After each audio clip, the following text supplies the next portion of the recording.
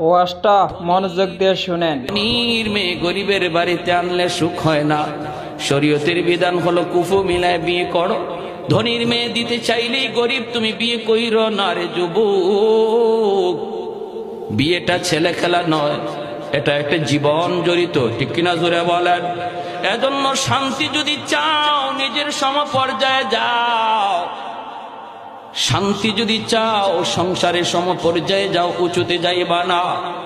মায় কয় বাবা যাইস না যাইস না যাইস না, কিন্তু ছেলে মানল না, কারণ তার তো একটা সম্পর্ক হয়ে গেছে, মহব্বত হয়ে গেছে। বলতেছি মা গো টেনশন তুমি করবা না, আমার সাথে কথা হয়েছে, সব মানায় নিবে, তোমাকে আম্মা কয়া ডাকবে, কোনো অসুবিধা নাই। একটা মাত্র ছেলে, ছেলেও আজকে শিক্ষিত, বিরাট শিক্ষিত।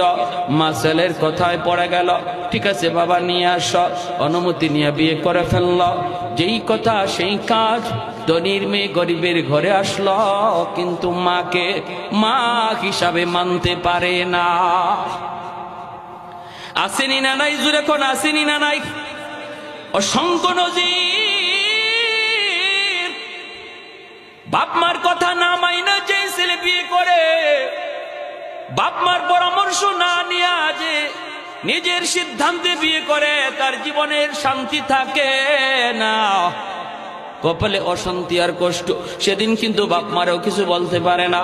বাপ মা কয় তুই তো নিজেই পছন্দ করে বিয়ে করেছ, সারা জীবনের জন্য যন্ত্রণা শুরু হয়। এজন্য বলি রে যুবক, বিয়েটা একটা ছেলে খেলা নয়, এটা একটা বিশাল একটা জীবন জড়িত। বাপ মার পরামর্শ ছাড়া আগায় না, বাপ মারে না লয়া কোথাও যাইও না। ভাইরা বন্ধুরা, যেই কাজ সেই, যেই কথা সেই কাজ হয়ে গেল। মাকে মা হিসাবে মানতে পারে না।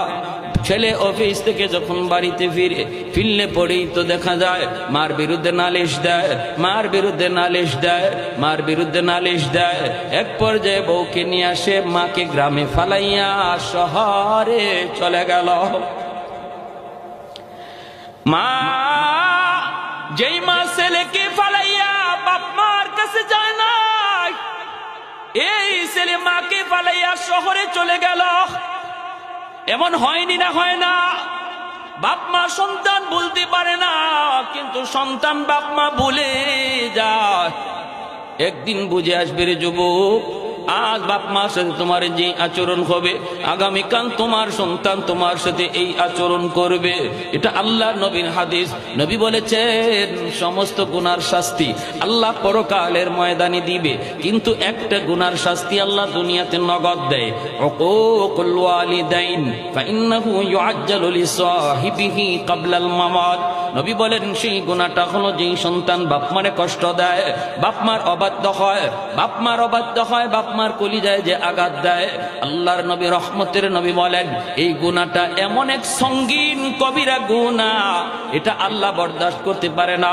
কারণ আল্লাহ পাক বাপ মার স্থান আল্লাহ তার পরেই রেখেছেন।